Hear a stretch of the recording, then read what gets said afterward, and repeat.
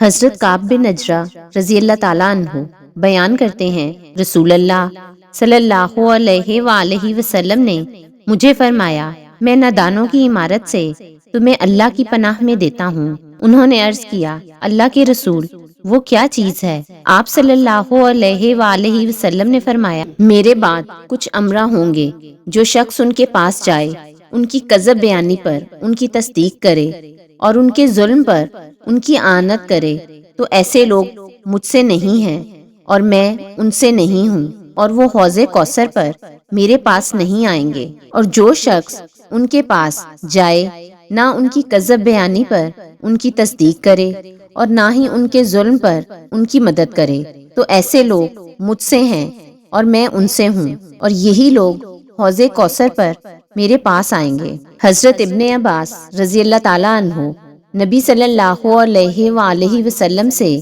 روایت کرتے ہیں، آپ صلی اللہ علیہ وآلہ وسلم نے فرمایا، جنگل میں رہنے والا سخت دل ہوتا ہے، شکار کا پیچھا کرنے والا غافل ہوتا ہے، اور بادشاہ کے پاس جانے والا فتنے کا شکار ہو جاتا ہے۔ اور ابو داؤد کی روایت میں ہے، جو شخص بادشاہ کے ساتھ لگا رہتا ہے تو وہ فتنے کا شکار ہو جاتا ہے۔ جس قدر کوئی شخص بادشاہ کے قریب ہوتا ہے، وہ اسی قدر اللہ سے دور ہو جاتا ہے۔ حضرت ابو سعید رضی اللہ تعالیٰ عنہ بیان کرتے ہیں، رسول اللہ صلی اللہ علیہ وآلہ وسلم نے فرمایا، سب سے فضیلت والا جہاد اس شخص کا ہے جو ظالم حکمران کے سامنے کلمہ حق کہتا ہے۔